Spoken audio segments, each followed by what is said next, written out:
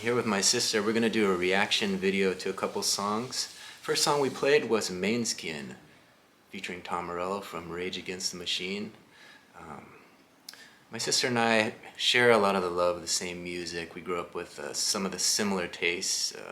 She's a little bit older than me, so hers is a little different, but I grew up listening to Nirvana, Soundgarden, Alice in Chains, the alternative phase, and she grew up with what? Duran Duran. Duran Duran. Mostly Billy Idol. Billy Idol. And then I went through New Order, The Smiths, that kind of stuff. So she went a little new wave, but the crossover was usually alternative.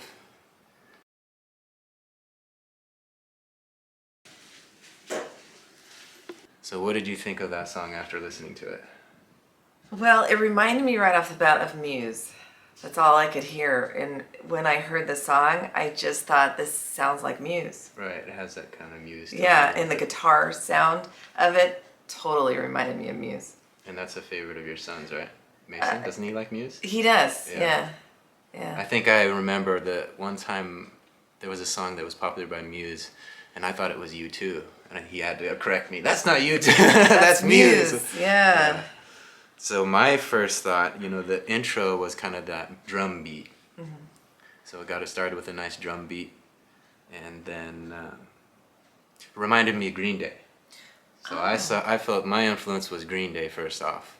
See, now I'd have to hear it again to see that. I probably could. It might have been because it was the lead singer had a bunch of eye makeup on, and that. That could be. But I heard Green Day first off, with those drums and a lead singer that's kind of got that punk feel to him a little bit. It seemed like fast talking delivery. It seemed like a punk, like it. What was that band that was in the back? Gosh, I can't think of their name. Mm-hmm. But it was like a very energetic, fast beat, like something I would clean the house to now, being as old as I am now. So it had some good energy. Yeah. House cleaning tune, yeah, I could see that. Yeah. Yeah, I thought Green Day, and I noticed the makeup, and not iconic.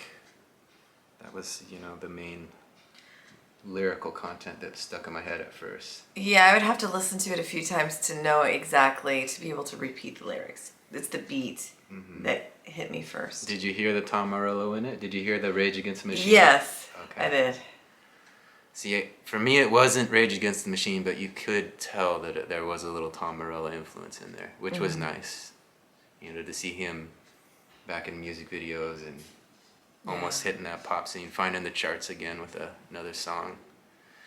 For me, in the 90s growing up with, there was nothing better than Rage Against the Machine, Killing in the Name of... Oh, yeah. Yeah, I remember those. I remember the Rage Against the Machine. It was hugely popular. Mm-hmm. Kind of started underground and then it kind of went mainstream. And then that's when I quit liking it.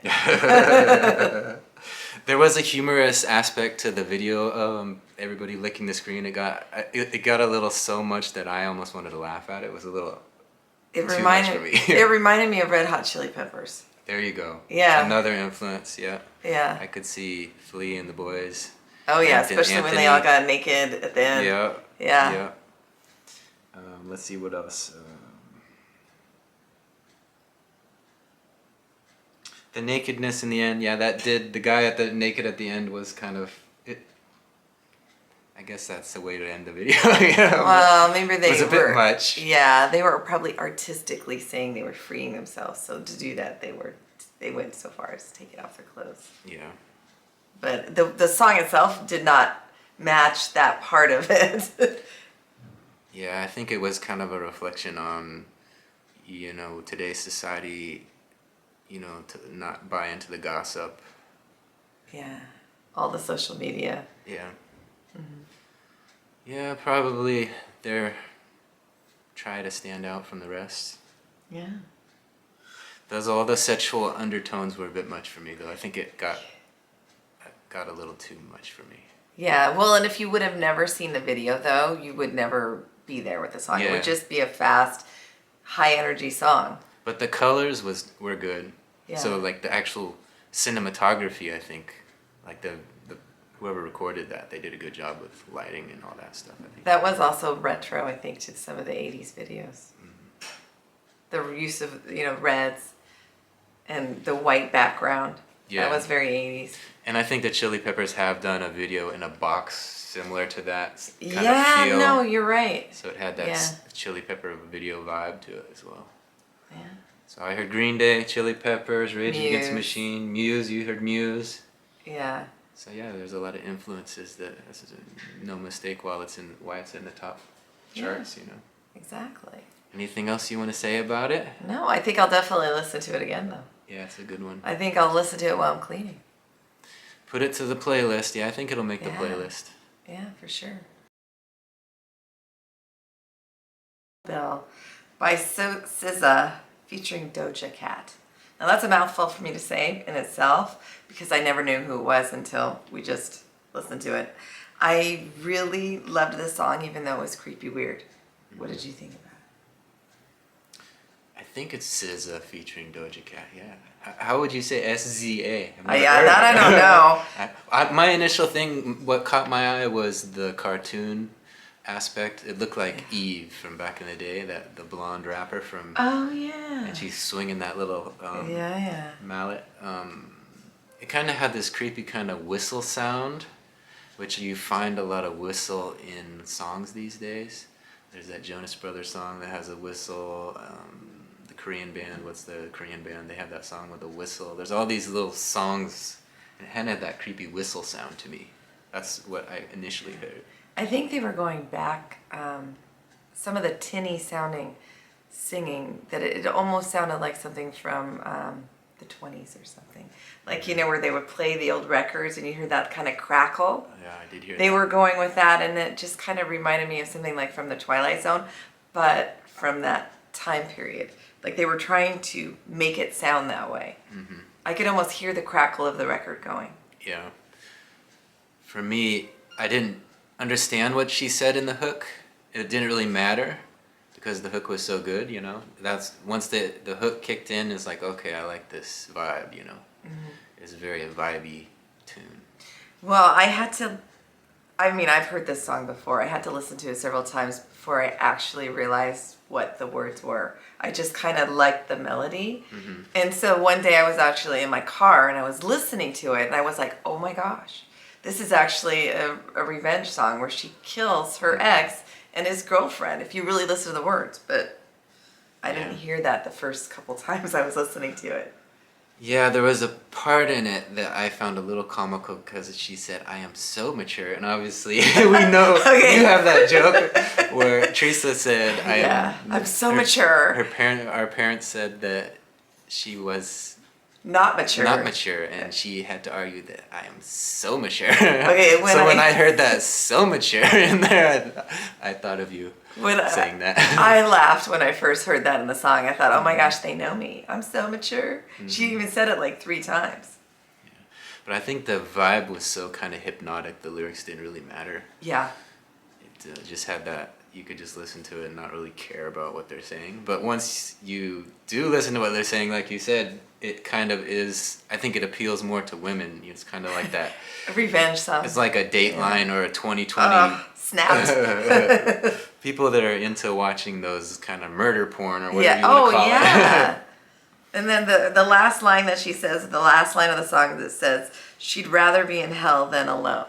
Yeah. That was the very end. So she killed her ex and his girlfriend, and she knew that it was wrong because she said she did it sober.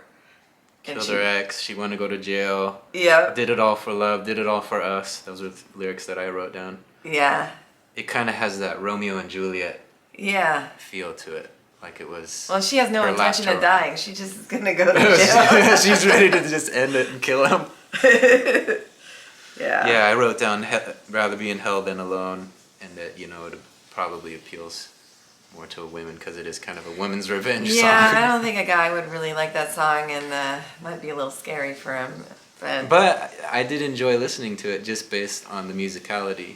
Yeah, it was very mellow, Yeah. and you just kind of sway to it. So it'd be. And you're right about that little crackle. Like you just put the needle on the record and you just. Yeah. At least at the beginning you heard that. And Yeah. I think it was definitely intentional. That and also the tinny part of the song where it sounds like she's very far away. Hmm. I mean, did you hear that part too? Where I might have to give it another listen, but yeah. yeah, Well, there was a lot going on in there. So like the production, I'm sure there's a lot of hidden elements in there that we probably don't know. Like a real musician would probably be like, they did this, they did that. Well, like yeah. Mason would probably know exactly where the drop was, where the hook was. I don't know any of Mhm. that stuff. I just listen to the song, and if it moves me, if not, I would have turned it. But I know the first time I heard it, I was in the car and I gave it a listen just because it was different. Yeah, I think that's the good thing about all art is, you know, if they tap into the emotion of something, then it's going to resonate with you. So, Yeah. and that one definitely did. All right. Well, So add that one to the playlist add too? that one to the playlist. All right. Yes. 2 for 2.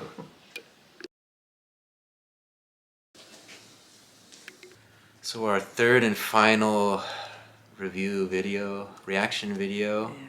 was called People by Libyancia. That's how we're pronouncing it. If we're wrong, let us know. Yeah. Correct us. For me, you know, I heard the African influence, and I heard the auto-tune in there.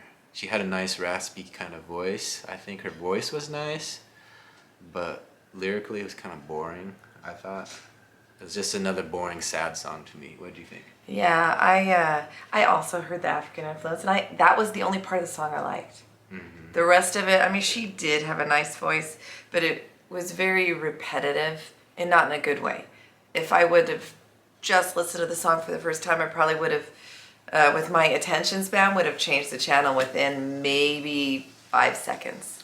I wouldn't have even given it a chance. It was like a kind of like a whiny song. You didn't check on me. I don't smoke weed. I don't drink. You're supposed to check on me, like a poor me type of. Like she was depressed, but yeah, that was all I really got out of the song. It wasn't there wasn't even any fun emotion or any anger or anything. It was boring. Yeah, it was a boring song. Pity me, you didn't check on me. And I think like that emotion, it's been done better in different songs. You know, if you want to go there, you know, there's tons of other songs that have done it way better than that. Well, yeah, it was too mellow. I mean, there are some slow songs or mellow songs, but they're still, you like to hear it. This one, like I said, I would have changed the channel in a second. A couple things did keep me on the channel. What was- First of all, there was food. And we're approaching lunchtime, and Hans is making sandwiches right now. Yeah. And they did put a nice food up Well, there. So the video, yes. the videography, the food caught my eye, and then there was also the moment when she put on that white tank top, and then I peeked. Oh, she had that peeked kind you up? of Lizzo moment. Yeah, the kinda, Lizzo moment. Kind of like they were. I would have preferred Lizzo though. They probably just added that in so you wouldn't change the channel. Exactly, because yeah, it was. I mean, the video itself. Yeah, you thought of satin, silky kind of stuff, and then the food. It kind of went all over the place. Yeah. But it was too mellow for any of that. Yeah, it was just too simple musically too. I think. Yeah, I mean. Just boring and simple. Wouldn't add it to the playlist. No. I wouldn't add it at all, and hopefully I'll never hear it again. Okay, we'll leave it at that. You heard it. Well, that's our review for the channel. Hopefully you enjoyed this little review we're doing, and maybe we'll do it again sometime. Yeah, let's eat some sandwiches. Let us know what you think. Bye. Bye.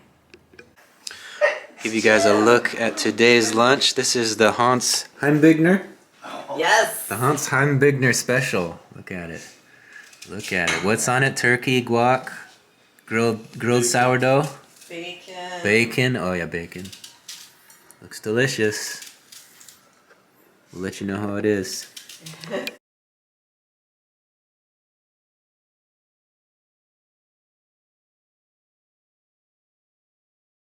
The rent of my mind is nothing, that's fine. But don't you forget the value in it. That nothing is free, it's as free as can be. But that value is lost when your mind can't stop. Take action, proceed, at a slow pace indeed. The progress is made, often measured in days. We just have that time, and dollars we'll find. but that time won't come back, and that time's what we lack. The workflow increase won't happen for weeks, or months, or a year, and now we sit in fear, afraid of the cost, and that time what we lost. A fear we don't see, it's in you, it's in me. Next time you don't see the value in free, take pause and relax, like stone in your tracks. That rock just won't roll without action, I'm told. So just do your best, and then better than best. One day at a time, one action is fine. One step or a leap, that mountain is steep. The view from the top takes patience, a lot. But glory's not made in just a few days. Takes time that I got, every moment and thought. That value is free, it's in you, it's in me.